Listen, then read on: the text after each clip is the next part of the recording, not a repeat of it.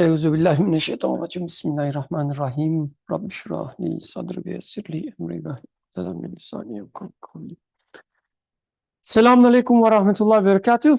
Inshallah, we will continue uh, discussing, studying treatise on Ramadan.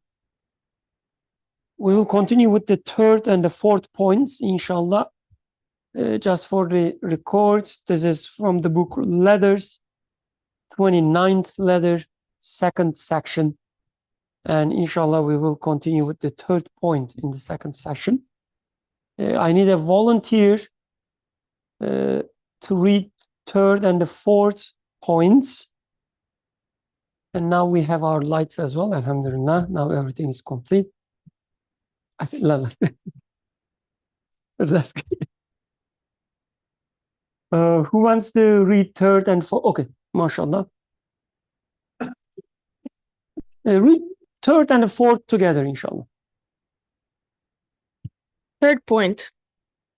One of the many instances of wisdom in fasting from the point of view of man's social life is as follows. Human beings have been created differently with regard to their livelihoods.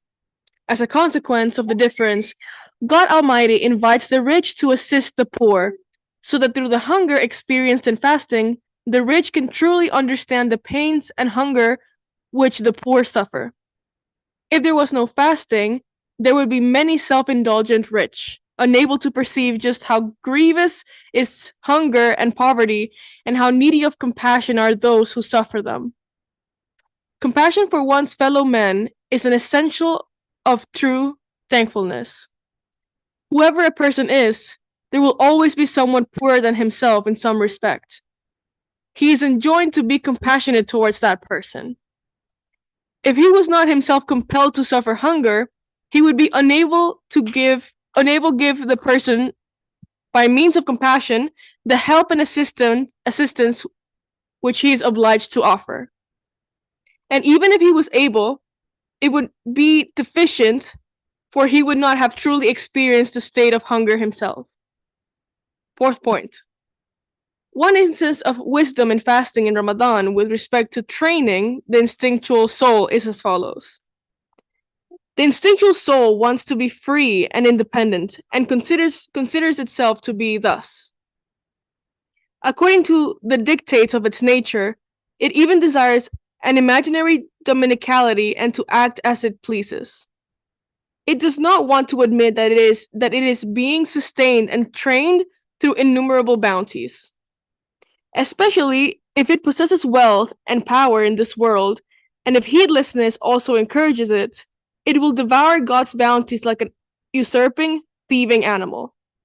Thus, in the month of Ramadan, the instinctual soul of everyone, from the richest to the poorest, may understand that it does not own itself, but is totally owned, that it is not free, but is a slave. It understands that if it receives no command, it is unable to do the simplest and easiest thing. It cannot even stretch out its hand towards water. Its imaginary dominicality is therefore shattered. It performs its worship and begins to offer thanks, its true duty.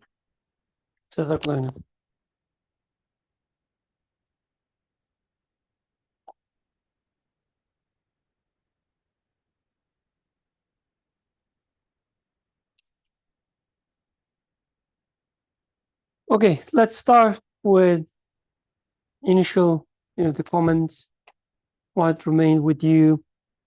Let's consider third and the fourth point together, because fourth point kind of explains the third point. That's at least how I see it. So let's think them together. Yeah, please go ahead. At least just for third point, that, one of the benefits of fasting is to be able to experience hunger. I feel like I have a little bit of a problem with that because it's hunger light, right? I mean, because we get used to it after some time. And I mean, I've never been in a state of poverty that I think this text calls the person to be compassionate for. So there's also for us, when we fast Ramadan, we wake up and we eat. There's always the knowledge that there's going to be food at the end. And the food that we eat is meant to be nourishing. We're like, okay, I have to get all the good calories. I have to, and you might have the luxury of being able to choose what kind of food you take in. As for someone who's actually, it's really hard to concentrate when he's so cute here. No, you can leave him. He's adorable. MashaAllah. But for someone who's actually experiencing poverty or homelessness, I can't even imagine. It's because we get used to fasting so quickly that I can't imagine that's the main point, or it's a significantly large portion of it. That's my thought or difficulty grasping that. Jazakallah. That's a great point. Sarah, would you like to add to it? No? You sure? How about something like, we've been talking about everything being created and governed by the creator every instance. If these people are poor and hungry, they are created this way, and then we are asked to feel compassionate for them, to understand how they feel. And what is the point of it? If the compassion is needed. No, I know. I'm not. No, I'm not saying that. Don't worry. If the compassion is needed, why you are not giving it in the first place, right? So, yeah, let's start with these questions, inshallah. How should we understand the third point? And I gave maybe a little clue at the beginning. I said fourth point is kind of the explaining the third point, and the fourth point is talking about some trainings, making people realize how they are not the owners but the servants, the abds. Within this context, maybe we can start. Anyone has any other questions, comments before we start discussing? Oh, okay. Yeah, would you please? But I just will just like repeat what Maria said, that if the main point of fasting is to experience hunger the way poor people do, then I, like, in my head, or when I'm fasting because Allah has commanded me to fast, and I, as abd, I am supposed to follow His commands. If He asks me to fast from the sunrise to the sunset, and by Sunnah, Holy Prophet, I have to eat till I have to delay my eating, and I have to be in a haste to open my fast, and I do it the way they teach me, and I don't stop eating early, or I start eating and delay eating at the sunset. So I do it the way He has commanded me, and that's like the first point which comes to my head when I start fasting, that the first thing is to practice obeying Allah and to practice being a servant to Him. And then maybe to me, hunger is like a very weak point of all of the 100 things that encompass fasting. It may not be even a significant point, because like we always open a fast with a feast, and we know most of the people across the globe, they spend half of their day fasting, and they prepare meals for the iftar, and they spend half a day, like, instead of praying, they're just like opening their fast with like 100 meals. So I'm not sure how the hunger aspect is so much practiced, because like it's not even like people are just making 100 dishes, and that's how Ramadan is culturally considered throughout the world. Okay, let's say how Ramadan is lived in our society, not how Ramadan is or should be. Okay, yeah. Let's make a distinction. It's like saying that we're studying a text. The text says when you pray, you should feel the peace and connection with your Creator. And we say, oh, wait a second, we don't feel this. So maybe this is not the point with the prayer. Right? We should distinguish between how it should be versus how we do it. If how we do it is different than how it should be, we should try to make it, maybe the way we should do it. Because this, I don't feel hunger part comes a lot, in my personal life as well, like within myself. So it's also a sign that maybe I'm eating too much. So let's be honest to ourselves, right? Because when you think about it, if in a normal day, not a Ramadan, if you skip one meal, you will feel very hungry, right? Very hungry. During Ramadan, if you are not feeling that hungry, that means your meals are not maybe ordinary meals. Of course, there is also a spiritual aspect of it. My wife, for instance, always make a joke about that, about me. Like, oh, Birkan, like during Ramadan, you're not complaining at all. But when it is a normal day, if there's a less than usual food, you just, the complaining. So, yeah, there are maybe some spiritual aspects as well. But other than that, maybe we don't feel hunger because maybe there's something wrong with what we eat, how much we eat. But aside for that, okay, go. I'm going back to the point. Well, just as an anecdote, this is not the most important point. This is one of the many wisdoms because he's going to count 9 of them. So this is one of them. So I agree. It's not the most important. I agree with him. It's one of the wisdoms in there. But in regards to, yes, this is not the most hunger that one can imagine. That's also true because it's a very controlled environment, really, from sunrise to sunset almost.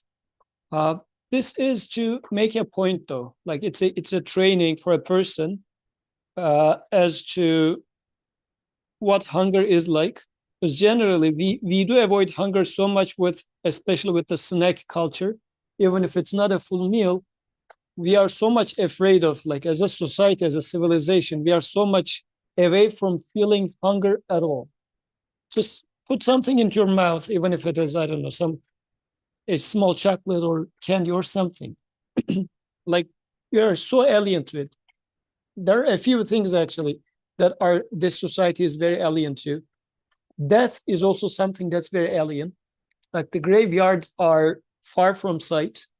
They are, especially in modern city planning, graveyards are being made outside of the city so that we don't see it, we don't remember death. Although some of the cemeteries in here ended up being in the city because the city is expanding. But these are type of things that we avoid. So fasting is introducing it to our life in a controlled way. By controlled, what I mean is for diseases, for example, we get those, vaccines.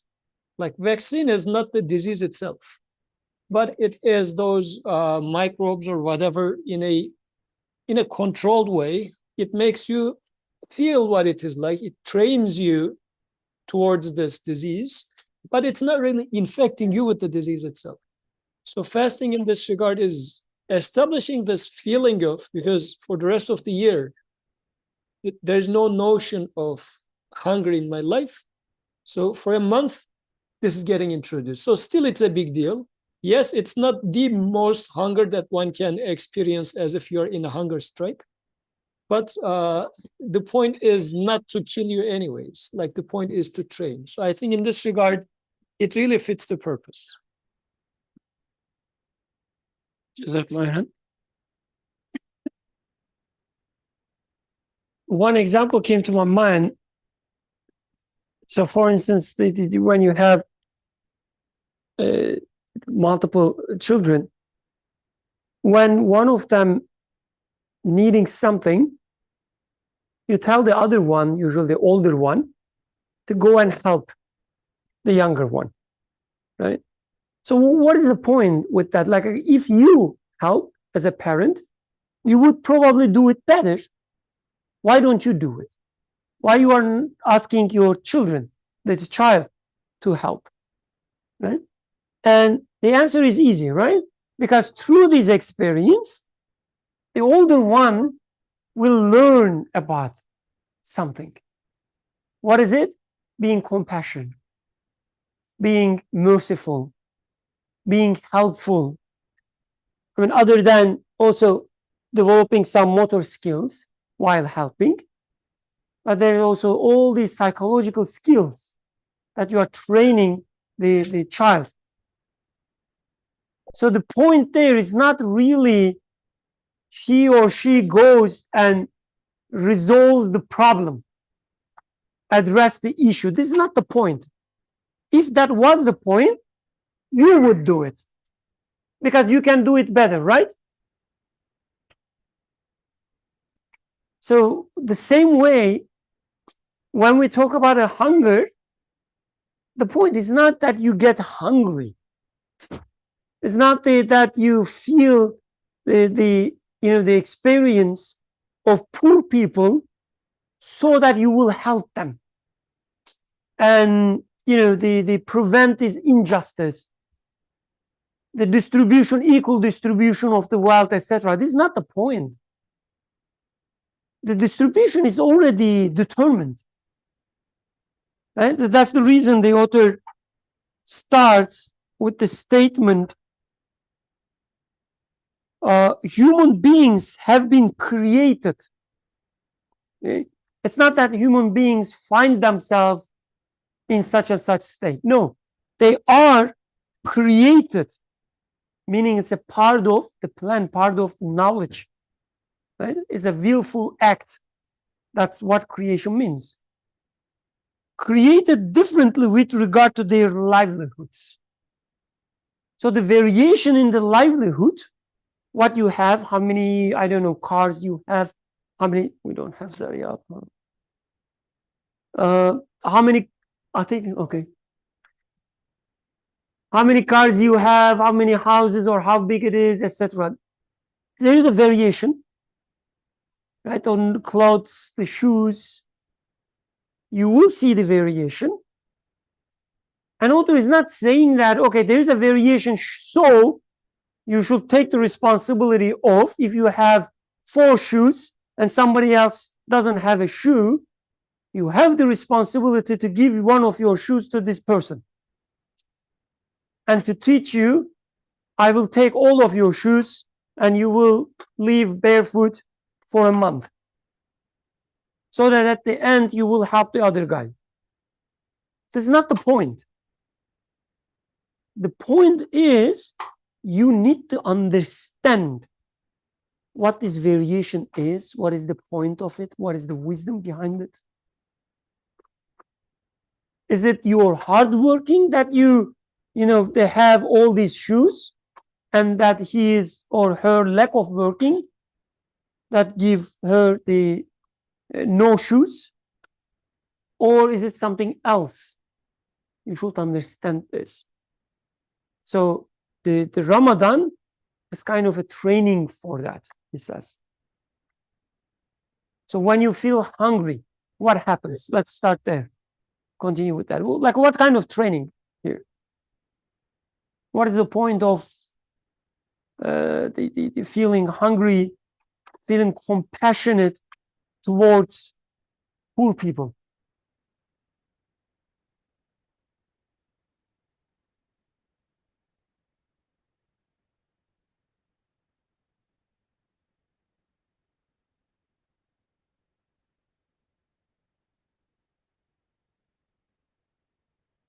The one thought is, when you experience hunger, well, nowadays it's like almost, alhamdulillah, almost guaranteed that we have food to break our fast. So I think recently I started thinking like more actively, like, of course, we kind of have discussed about, what if you didn't have food? But when you're thinking about it while you're hungry, then there's a worry, like sense of worry that comes, like if there really was nobody to guarantee that we have food to break our fast, which is the situation for a lot of people, right? While you're experiencing hunger, if you're thinking about it, is a very different experience than if you're just thinking about like hypothetical situations when you have something in front of you.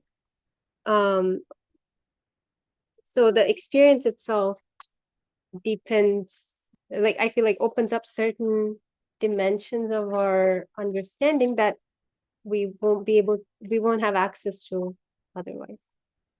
That's something part of Ramadan reflection thing. MashaAllah. One of the 1,000 benefits of wisdom of fasting is it makes Sister Zaha talk and contribute more. That's an interesting statistics, but I guess, yeah, that's what we observe, mashallah.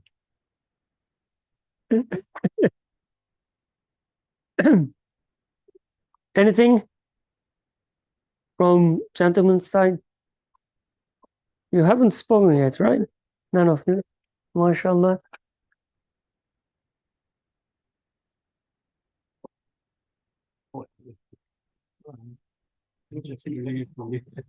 You want to say something? No. Okay. The author is talking about the hunger and experiencing hunger and experiencing the state of a poor person as a training. What kind of training is it? Like training to learn or understand what? How poor they are, how lucky you are, or can you press the microphone, please?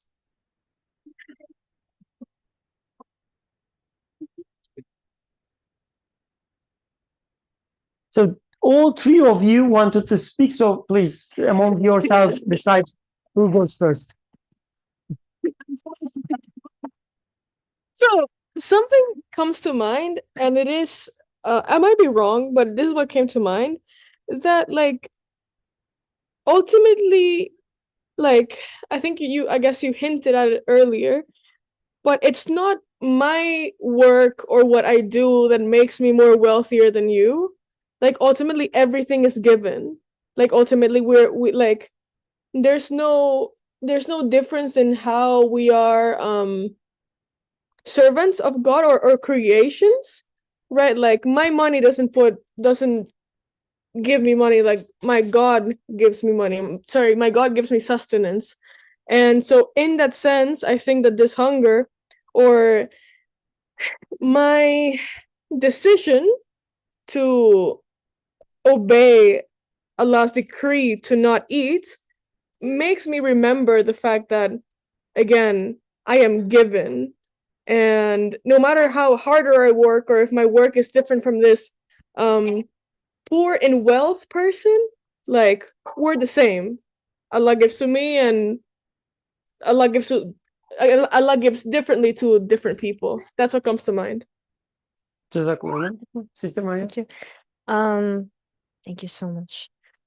So you said the question was, what are we training for? Yeah. For I guess for me personally, a little Ramadan reflection of like what I guess abstaining from food has kind of given me a bit more insight on, more than the hunger itself, but more like the psychology of food. And I guess Brother Yusuf was relating to that a little bit. For example, I don't know if this applies to anyone else, but at least in my lab, we have this culture of like, let's get coffee. And then that's the productive aspect of it. You can't be productive without your cup of coffee on your desk. And that was something that I actually struggled with more at the beginning of Ramadan than hunger itself. Because I was like, I'm in the stage of, oh, I'm writing this paper right now. I'm at my desk. How I wish I had a cup of coffee to just like sip on and think about this. And in the end, one day, subhanallah, I was really surprised I was able to focus without coffee the whole time. And I was like, how is that even, that was possible this whole time? So in a way, for me, it was reframing, like, what are your dependencies on in this life? Are you truly dependent on what you think you are? Like, do you need coffee all the time? Is that what you think provides you that kind of focus?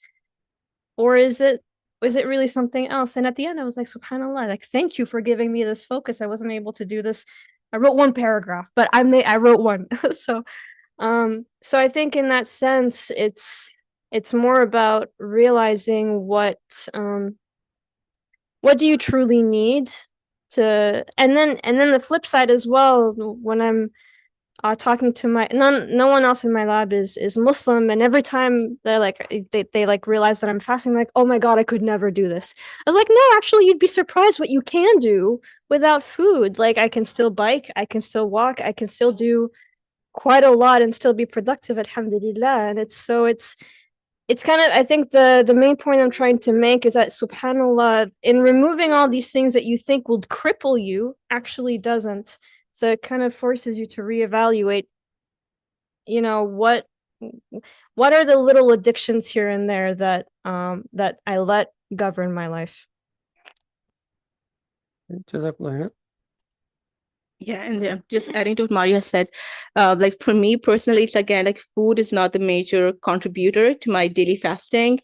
Like Maria said, it's what you depend on every day, your addictions or things that we do out of instinct. Those are the things that we actively withhold ourselves when we are fasting, and that is something that I think fasting benefits me on a personal level.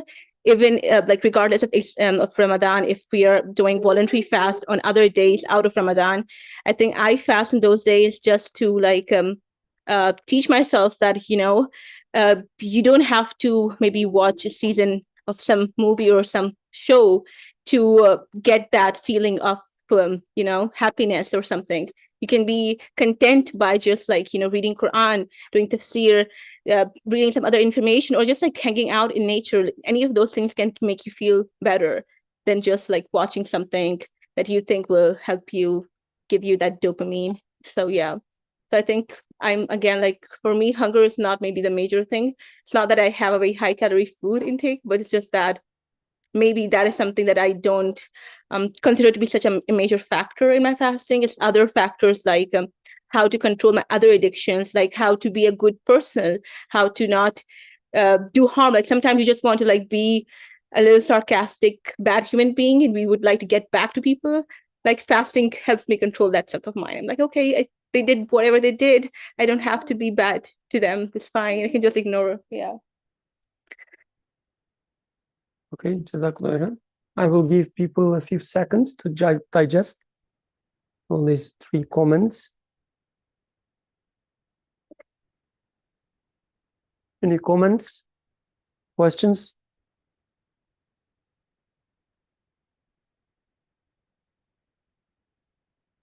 There's something you want to say, but you're not sure? Oh, there's so many things. It's not even coming to my mind. Okay, mashallah. Okay, so let's continue from there. So that's interesting. Like, I find it a bit interesting, all these comments. The text is talking about poverty, need, feeling and realizing how needy you are, just like all other people. And the points we are making is kind of saying the inverse, though, as if when you fast, you realize how strong you are, how you don't need anything,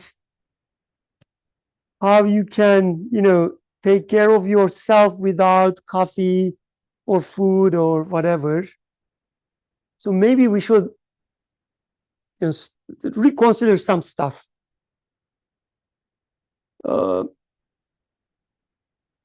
Again, let's put the practicality aside for a moment, because again, the reason I'm saying this, of course, we will try to be practical in understanding, but the way we practice fasting, let's put it aside for a moment. So there was one thing which was very important, Sister Maya said, I don't feel so needy when I'm fasting because I know there will be food at the end, right? I think that's a very important point, and it could be related to what author is saying as well. So when we think about poor people, the first thing comes to our mind is, well, they don't have anyone to take care of them. They don't have anything to rely on, unlike me. Like, I have money, I have friends, I have my parents, rich parents, right? For most of us coming from another country to here, you were able to, buy the plane tickets, pay some tuition to big schools, etc. The parents supporting us. So, and the poor people is the opposite of it. They don't have anyone to take care of them. When they are hungry, this is how we imagine, which has truth in it as well, maybe. But when they are hungry, there's no guarantee that their hunger will be satisfied at any point. So they can stay hungry forever and die. That's the usual conception, right? And when we make the comparison to ourselves, we say, even if I'm hungry now, I have the money in my pocket. I can buy whatever I want at the time of iftar. Even if I can get a the laden table just for me. Any issue do we see there in this understanding? So before issue with understanding, even practically, I am not sure if we are comfortable. I don't know the rest of the people, but in myself at least, if I go for an MSA iftar and I am to the end of the line, I start getting anxious. Because, it is too crowded and the food is not going to be enough for me. By the time I get there, they will just put me leftover vegetarian stuff, no meat. I am worried about being hungry. Of course, still I can go and grab some sandwich from Baba or something, but I haven't eaten anything for the entire day. Like a sandwich from Baba for the iftar, come on. That anxiety is still there. Even if I can, yes, I'm not really feeling absolutely poor, but still the anxiety is there. The anxiety of hunger is there really. And it tells me about, now I can extrapolate. How about people who doesn't have money? What would they feel? So I think still there are a lot of clues that I can make use of. Any points?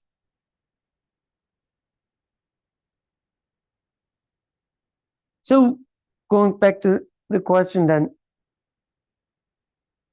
So we, again, I guess we start with the assumption that you are sustained by yourself, by your money. That's the underlying assumption. If you have the money, you can buy your food and you will be fed. You will not be hungry. But these poor people, they don't have money, so they will stay hungry. But what happens in practice? In some strange ways, they find food. One way or another, they find food. Somebody throw a iftar, they go and eat from there. Some other people come to visit them and give some food or money. Or they find a job, like a temporary job for the day, and they get food. But one way or another, they get the food. That's the reality.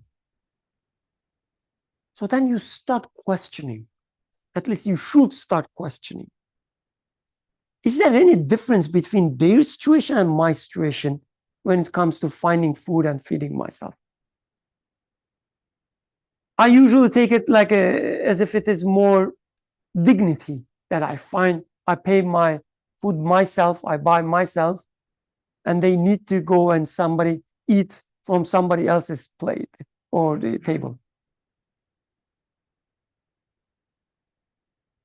So the question is again, eating more food? No. Is there any difference? So maybe this is another part of the training. When author says, understanding the state of the poor, yes, there's a hunger there that you will experience, unlike most of your days. But at the same time, you can understand that you do not own the food. No matter whether you have money or not, if the owner of the food is not willing to give the food, you will not get it. And if he is willing to give you food, you will get it no matter what. Maybe you also start understanding this. Because when you are hungry and fasting, other day I was like genuinely questioning this, not as a just a forceful question, but I was feeding my one of my children. I don't remember what, but it was something like it looked like something delicious, right? And I was not able to eat. I'm feeding her, and I asked myself, like, what is preventing me from eating? And I can eat it, right? I entertained this idea that I can eat it. It's in front of me. Who will do anything? Like, what will happen? Nothing. I'm practically speaking, if I eat, what will I do? You think a thunder will and hit me? No. I have to fast 2 months, right? What is preventing me? Nothing. So I can, physically speaking, it seems like I can, but I cannot. Because I am ordered not to. So it means, even if the food is in front of me, I don't even need to pay for it. It is in front of me. It is cooked.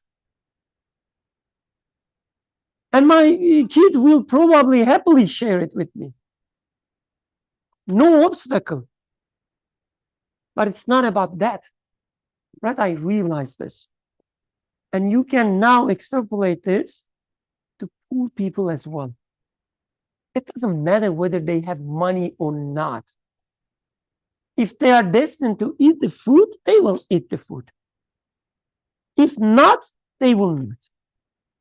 So it also teaches me that how false I was imagining that the food is ready for me for iftar because I am rich, because I have money. This is wrong. Just because you have money doesn't mean that you will have food.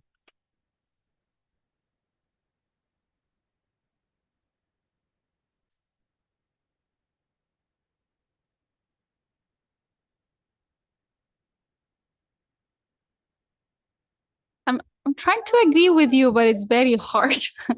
Because like even when someone, like you said, just because I have the money, you said just because I have the money, it doesn't mean I will be provided. But if you think about it, like we talked before about like a divine order, So if I have the money and I'm happy about it and I know I can buy iftar or food for myself, because I know that I have what I need to get my iftar, right? Now, the only thing missing, I think, here, if someone like me doesn't, is that this money is the risk. Like this money is the sustenance based on the divine order that we live with now. I need this money. It has been provided for me, and that's how I can buy my iftar.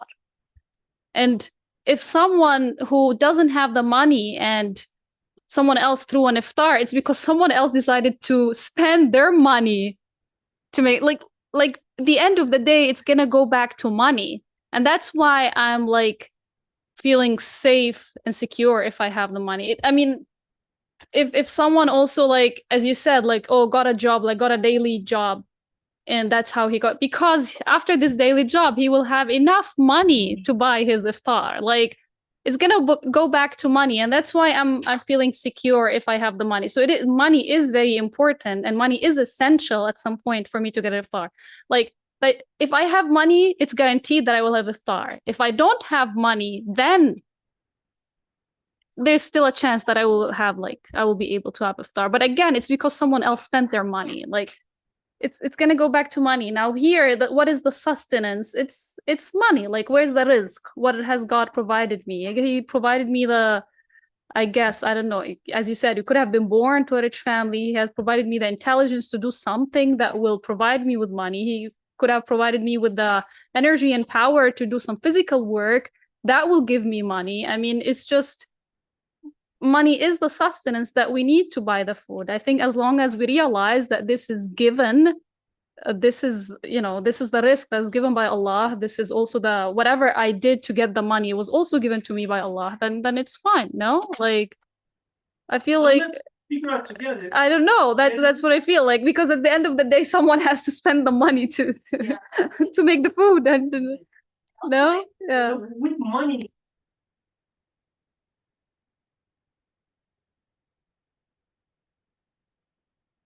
When you say money, are you specifically talking about the currency, like in the Well, I'm financial talking system, or financial system that we live in now. That's why I said divine order, right? Like in this. it's a very recent invention, though, right? You know that. Before, okay, if you had the eggs to exchange for milk, I don't know, you have the sustenance. No, what I'm trying to say, the means, Yes, means if you have the means, always changing, yes. right? The means always changing. There is no fixed, constant type of means in sustenance, never. When you were a child, for instance, like an unborn baby in your mother's womb, what was your sustenance? Food? No, not even food. Processed, whatever it is, from the bloodstream. You were not eating food. You were not even breathing. What is the sustenance of your body right now? The air. You have to eat. You have to chew with your teeth, right? Which is something new compared to unborn child. After you're born, what is your sustenance? Can you eat biryani, for example? How old you started eating biryani? the day after. Day after, right? At least one day you had to fight your mom. Okay. For most of us, 1 year, 2 years, just milk. I mean, not just milk, yeah, but you got it. That's at 6 months. Either formula or mom's milk. It's, at that age, you are having this halakha with your baby friends. And you say that, oh,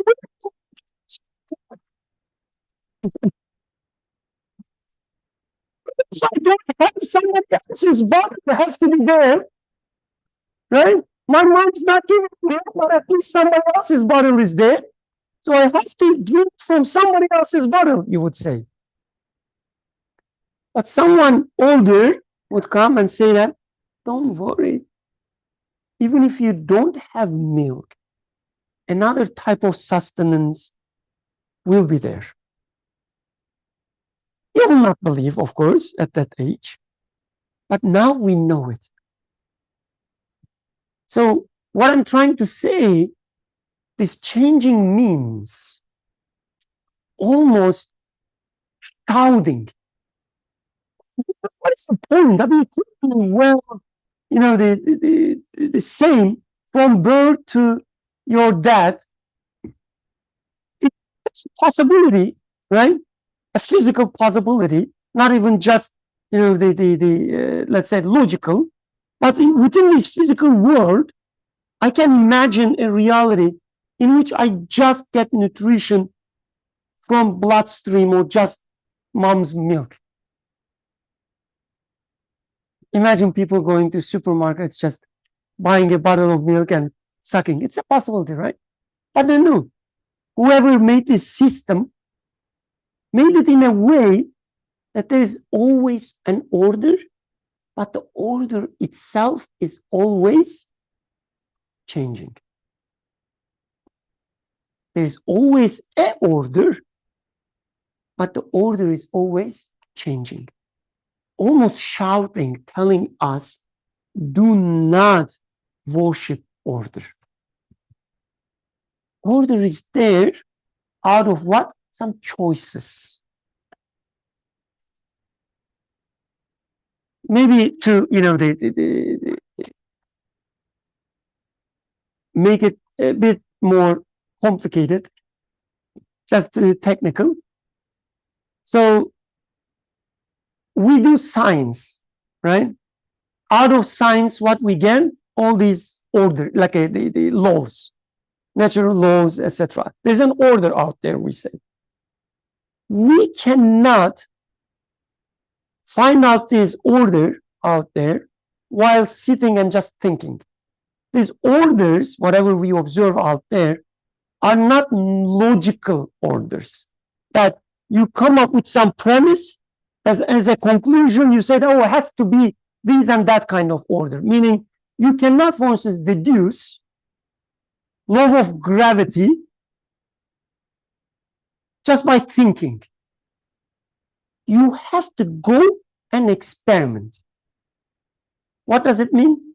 Whatever order is there, it is a contingent order. Meaning there are some choices made that you cannot deduce, and you have to find out what these choices are. Even with the physical laws, it's based on a choice. The law of gravity is this way because it was chosen to be that way. There's no necessity there. Coming back to our topic, money. I do experience sustenance through money right now. But this money itself is not the sustenance. It's just through money, out of a choice.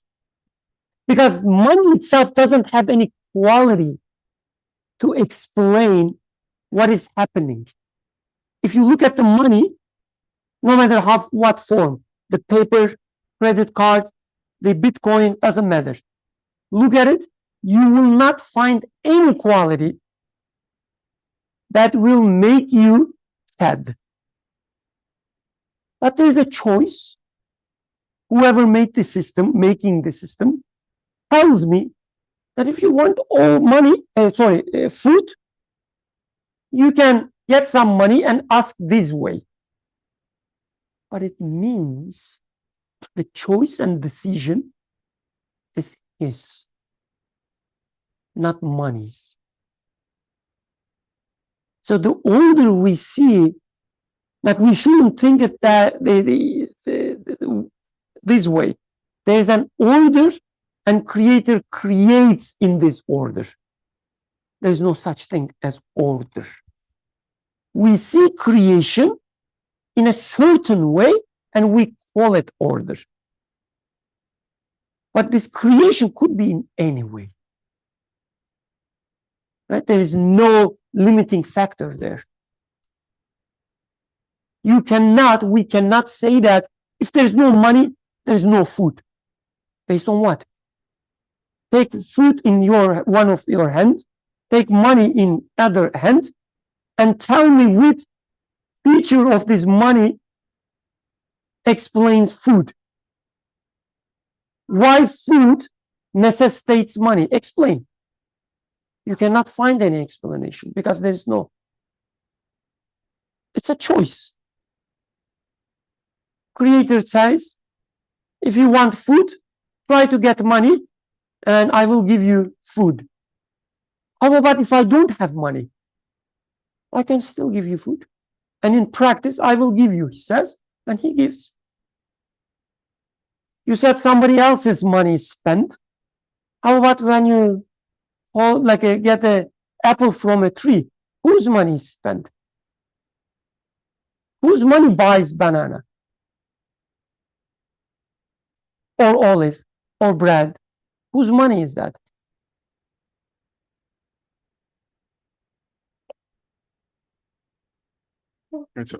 I just have an example. So a few days ago, I was thinking that there were some fasts in Pakistan during like June or July that were extremely difficult because it's very hot there, and then you get really thirsty.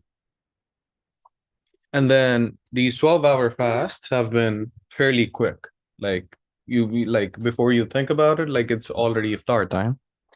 And just thinking about money, I feel like even sometimes you can have food on the table, but it doesn't fulfill you as you think food should fulfill you. So a few days ago, I was coming back home and I asked Natalia, let's make burgers. So we took out the burger patties on time so that they're thawed.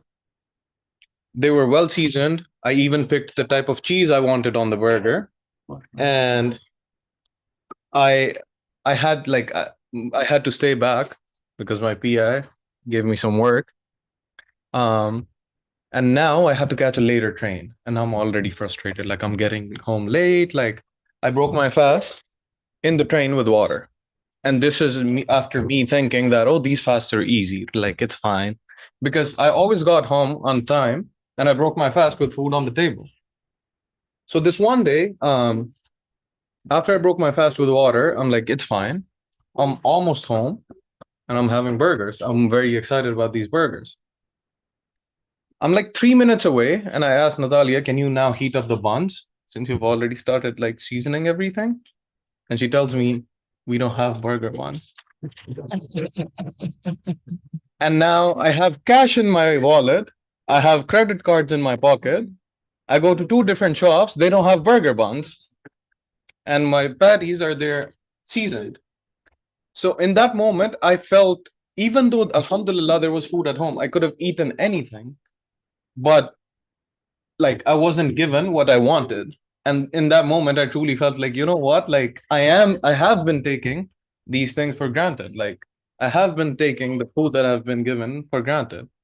And if Allah wants, even these 12-hour fasts can become difficult. So yeah, I think sometimes like I found myself like I had the money, but I couldn't do anything with it. And yeah, I think like the way you're describing it is a good way to think about it. So, in regards to the statement that author makes, and this was an earlier question that you asked, compassion for one's fellow man is an essential part of true thankfulness. The main part of this of the text that we studied before was about shukr, and it was mentioning that the main point of human's creation is for offering thankfulness. And now the author is saying that you cannot achieve true thankfulness without feeling this mercy towards your friend. Why? Like, how is it that if I don't feel mercy towards someone, I'm not going to become truly thankful? Because once I experience it towards somebody else, then I realized that I was being given that. To give an example, like, I don't know, probably it is the same across the people, but when you start having a kid, then you start experiencing a feeling towards a child. Because always it's somebody else's child before up to this point. But the moment you start, you have your own kid, it's a totally different type of feeling.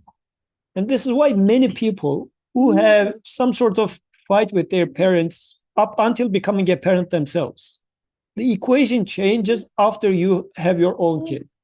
Because now you can relate to what you were exposed to before. Because those parents had those feelings towards you.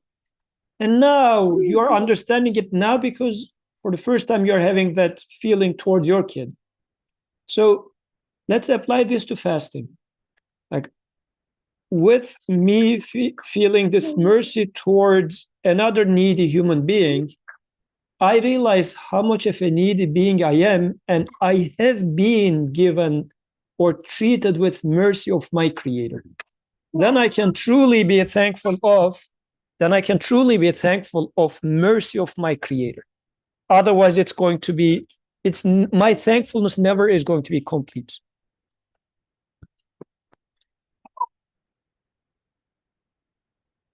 Anyone? Where is the other microphone? Okay. Regarding the compassion part, I think, Brother Burkan, you said that the point of this compassion is not to want to help the other person. And I mean, I understand Brother Yusuf's point that I should, by this compassion, by this mercy, then I will feel like Allah's mercy towards me.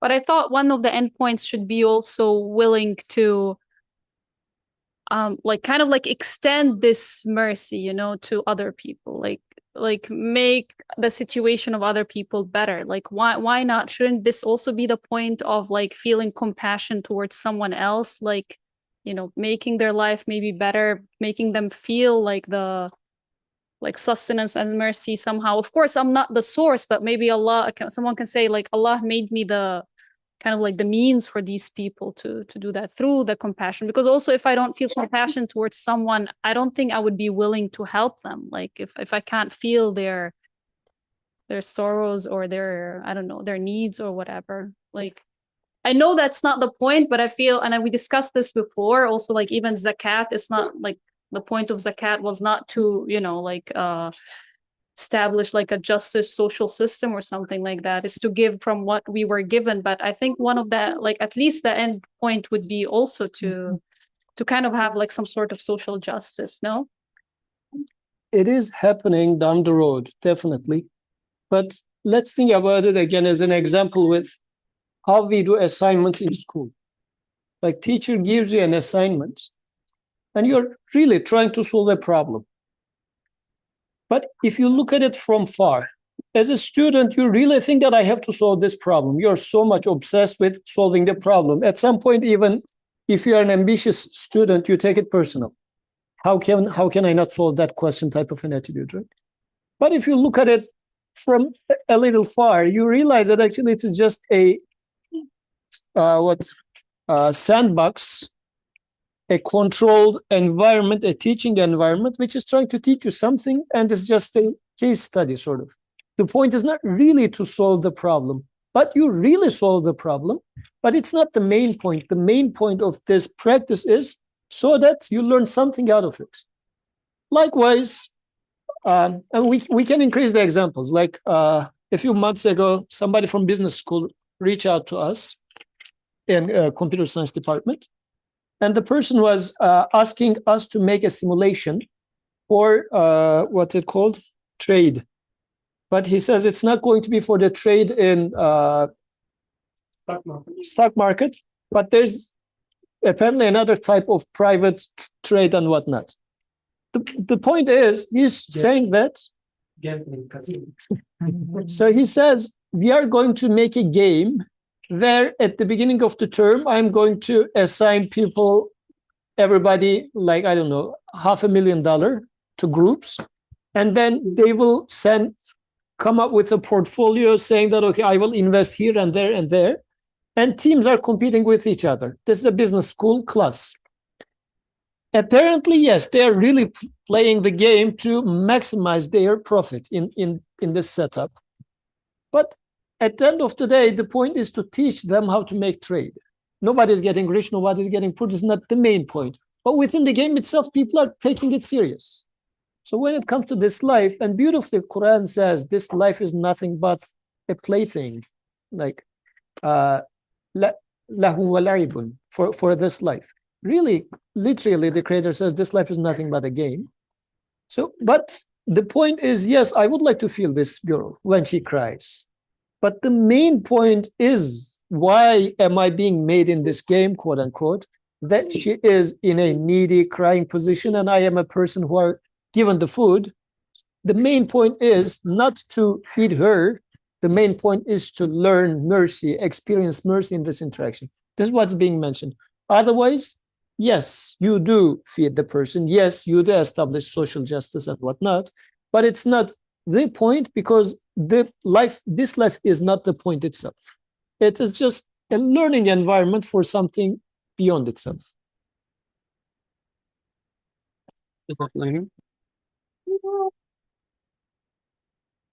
Any other points?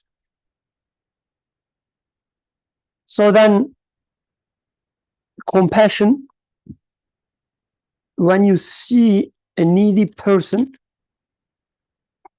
and feel the compassion, you should take it as there's a need and there's a compassion towards this need, right? Created in me. So I can say the same thing for my needs as well then. I am a needy person, maybe not in terms of money, right? She said she never felt poverty in her life, mashallah. So maybe not for money, but for some other needs, right? We all have. And I see that there must be then a compassionate one for my needs as well. And some other people will be a means to manifest this compassion. And I will feel this compassion, but it will be always there, one way or another. So when you feel compassionate towards someone else, when you have iman, it becomes a security for yourself. Whoever created this compassion in me must be the compassionate one. And when I'm needy, the compassion will be there for me as well. So it's like you teaching yourself, your training is about security actually. What is the other way, Aaron? So if we go with the social justice perspective, the conclusion will be what? Insecurity. If I don't do anything, these poor people will die. If I don't distribute my money, these people will stay poor. Insecurity. That's the conclusion. Quranic wisdom is the opposite of it. Just like you, this irrelevant person who doesn't care about anything but himself or herself, being created in such a state to feel compassion towards a foreigner, a stranger, and you ask yourself how I can explain this feeling of compassion. It's definitely not mine. There must be a compassionate one then, who takes care of everyone through different means. For me, it is through money, or your wife's money, or your husband's money, but the means are changing. Your parents' money. For somebody else, it's the food that you bring. What is the difference?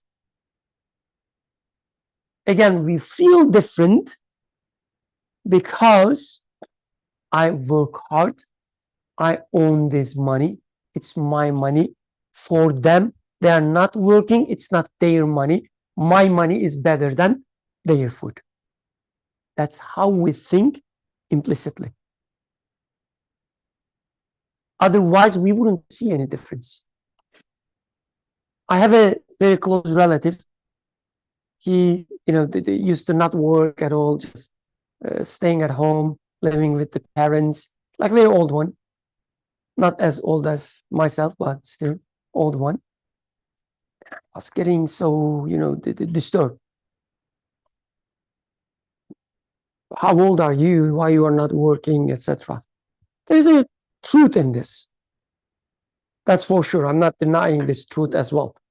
this anxiety created for some true reasons as well. But then I start questioning myself. What is the main reason that I am disturbed? My sustenance comes through my hands because I work. I earn it, I deserve it. His sustenance comes from somebody else's hands, parents. He's not working, etc. My sustenance is better, right? It's more dignified. Hence, I am a better person, but still he's not punished. He's living his life. That's the core of my anxiety, or the anger. I realized. After this realization, I start seeing, maybe in a better, clearer way, that how needy he is, that it has to be that way for some extent for him, etc. The sustenance is always, in the previous point we discussed right last week, the sustenance from place that you do not expect. That was a Quranic verse we studied last week. For us, sustenance comes from somewhere we expect. Quran says God gives you sustenance from somewhere you do not expect. We take it as, oh, these extraordinary situations. Other day, I didn't have money, but still I found some food in a very miraculous way.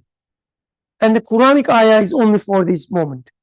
No, it's for every moment. Your filthy money cannot buy anything. It doesn't have any power. Interestingly, the context of that verse is divorce.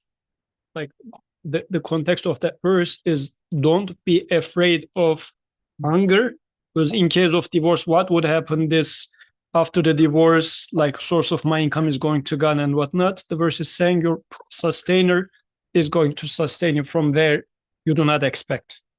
And we do have a lot of examples of this, right? Even from childhood. Today, during the discussion at Drexel, we were talking about whether we can experience paradise on earth and whatnot. One sister said that, but Beni Israel used to receive food from paradise, but we don't. I said, where do you think was their food coming from? Like, what would you call it paradise? If the food was popping up from ground, or where is paradise? Is it up in there? Like, do you think their food was raining down from skies or popping up from, like, where were their food coming from? So that when it happens to you, you would know that it's coming from paradise. For this baby, the milk is coming from a place that is the most unexpected, as Quran mentions it. The milk is coming from between blood and filth. This is where this milk is coming from. This pure milk is coming from a super unexpected place, which has nothing to do with the purity of milk. The Creator is as if mockingly telling us that, do you really think that milk is coming from there? This milk is being sent to you. I am giving it to you. So this is, from childhood, we are actually learning that sustenance comes from a place that we least expect from. When we planted some tomatoes in our backyard last year. You planted where? Who knows where you plant tomato? Not supermarket, right? Mud, right, on earth. When a child goes and play with the mud, what happens? The parent says, what are you doing? No, it's so, the dirty. Go and wash your hands. That's what we do. When I touch mud, I have to wash my hands because it's dirty. And then what I do, I eat tomato that comes out of this earth. It is clean. I can put it in my mouth. right? It's so nutritious. From mud comes food. That's our reality. We put some names, we give some names. We said, oh, no, I put the seed and it was, the fed by this, the molecule, that molecule, this process, that process. So we feel as if, there's, oh, yeah, I explained it. But no, your food, tomato, comes from mud, dirt. And you can see that all of your food actually coming from such places. All of your sustenance coming from such places. But again, we keep forgetting this. We say, no, I work hard, so I add that many paper in my pocket or my bank account. What is Abdurrahman? Some other type of currencies, right? We say, no, that's the reason I have food. If you think, you realize that this is not the case. It's just a means. And it's always changing.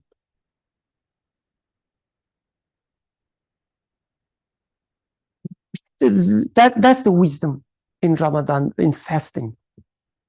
When you stop eating, the realization is not that you are strong. It's not that, oh, I don't need coffee, man, I conquer. Right? This is not the point. The point is your focus was not coming from coffee anyway. Now I'm proving it to you. Just your money. Like the same thing, right? You say the food is coming from money. The focus coming from what? Coffee. And you are 100% sure about that, right? No coffee, no focus. Now you are fasting. Where is coffee? Here is focus. Right? Realization is that the focus was not coming from coffee. Not that I don't need coffee. No, you still need. You will still be in need of something. If it's not coffee, it will be something else. Because you cannot create focus.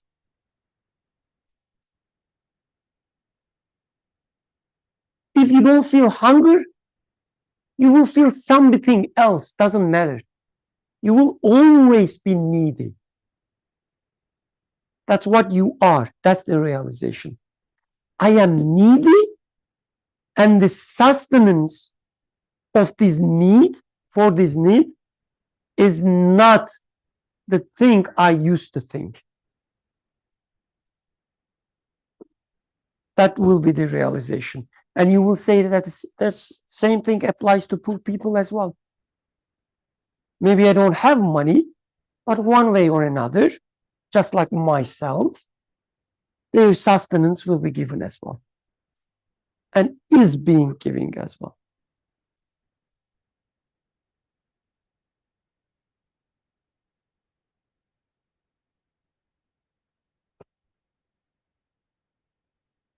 Any other comments? Otherwise, we can finish a bit minutes, like a few minutes earlier.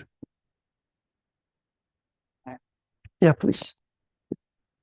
But we still need to work and earn money, right? That's exactly true. So, my question is this text only for the rich? I'm talking from a poor person's perspective. How will he feel compassion towards other people?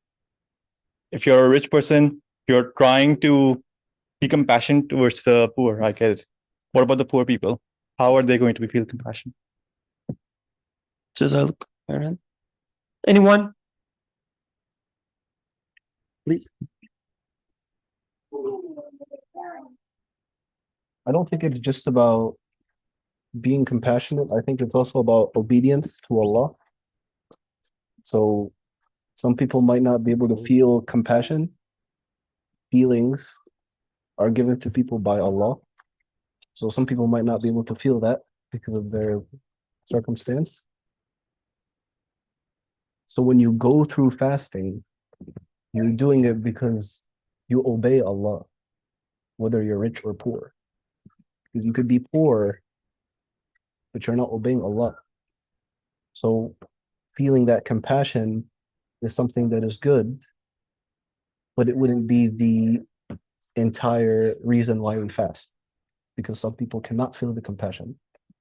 Some people don't, no matter how hard they try to come down to the level of someone else, they might not be able to feel it.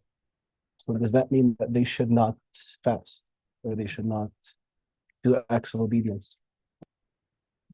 So I think generally a lot of us, we are very logical, we're very academic.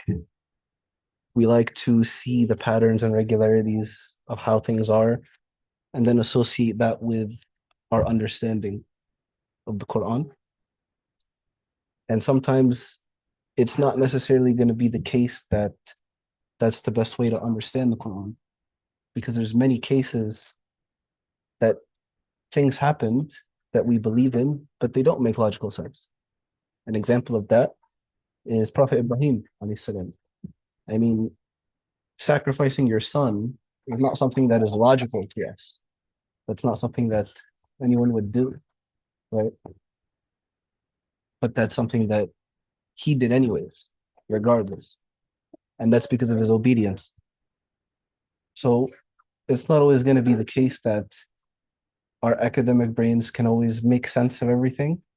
It's not to say don't make tadabbur and don't be logical and don't be rational, but everyone's definition of logic to them might not always tie towards, actually just obeying what the rules are, what's in the Quran, and going about it that way.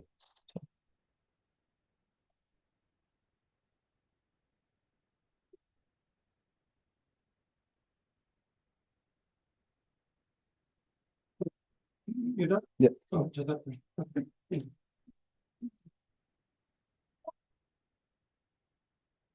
Want to say something? Oh. Let's turn it off at least. Just send it to me. Jazakallah khairan. Anyone else? Any comments?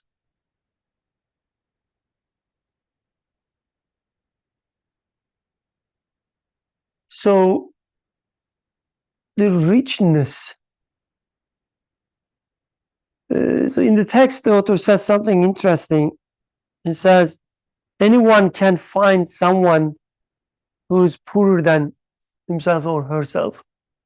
And it's not about, going the outside and trying to find someone. But realizing it, like the richness is a relative thing, right? Like, are you a rich person? Relative to some others, you are a rich person. So it means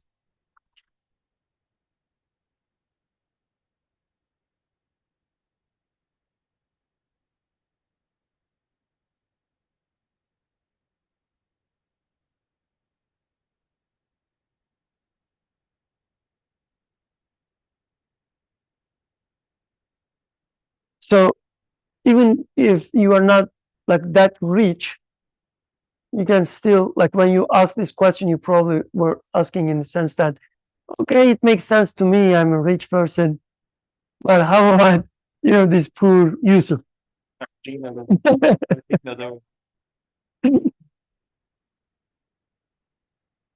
But like, even this understanding shows you that it's something relative, right? Like, you can apply it to anyone.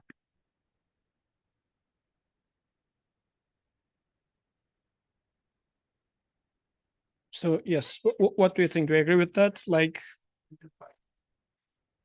because the author's statement was that you can, like, anybody can find someone that's poorer from them in some respect, and that's the main point. Like, you might be I don't know, not as wealthy in terms of money, but you have, I don't know, 5 kids, and your neighbor has a lot of money but no kids. Like, the creation is being distributed in a way that you feel blessed in one way and less blessed in another way. So you can find somebody else who is having less of something in this relative sense.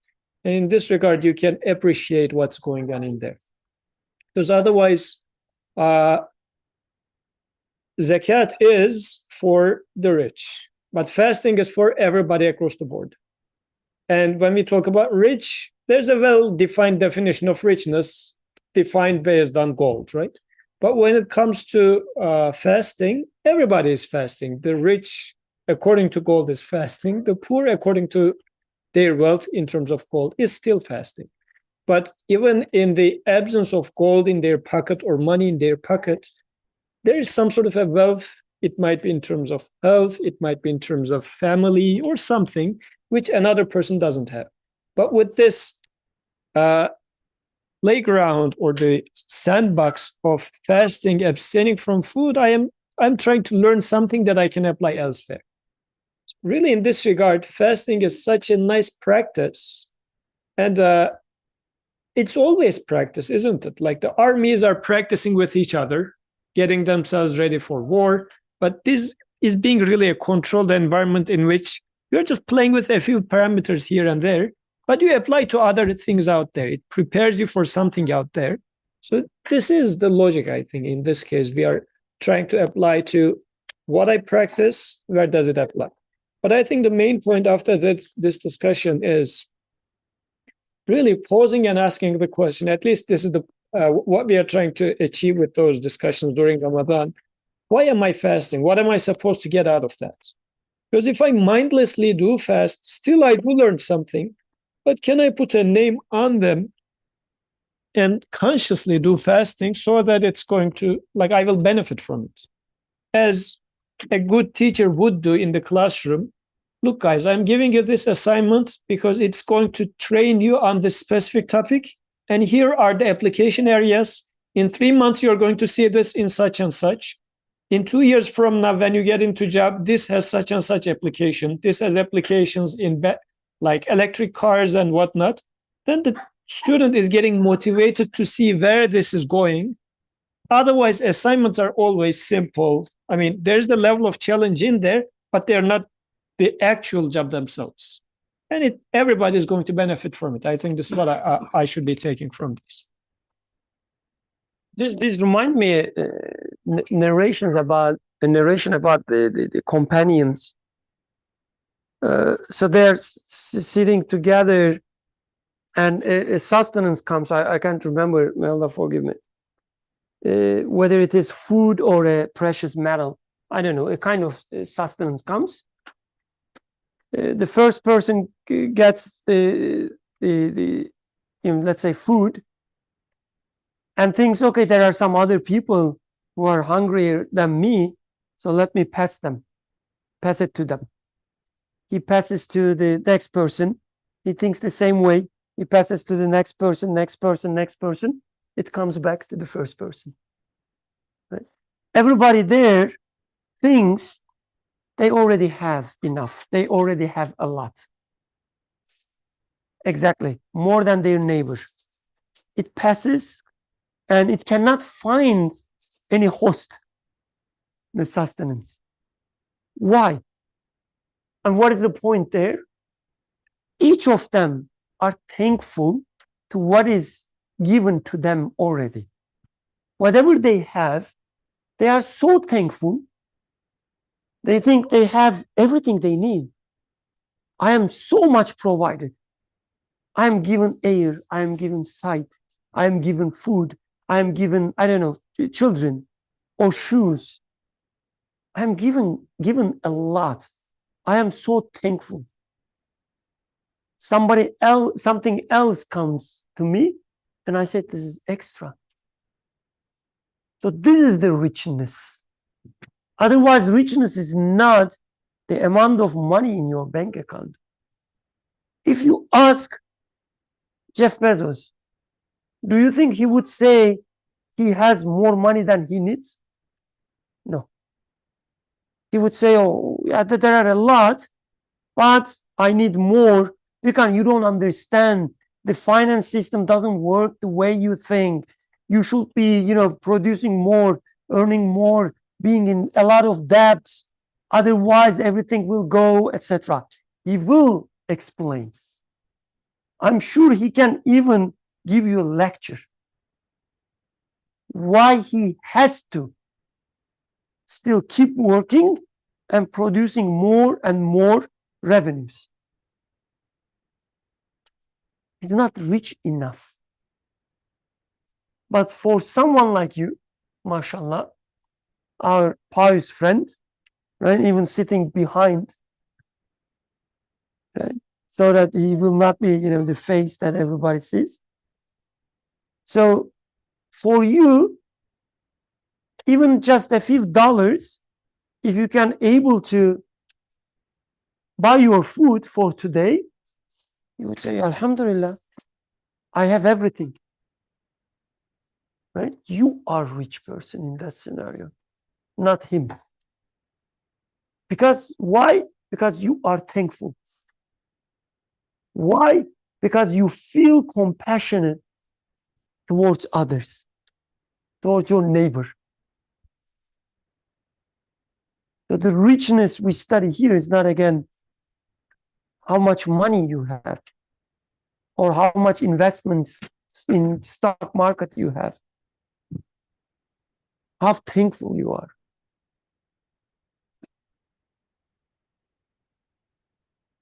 Okay, should we conclude here? سبحانك لا علم لنا إلا ما علمتنا إنك أنت العليم الحكيم وآخر دعوانا أن الحمد لله رب العالمين الفاتحة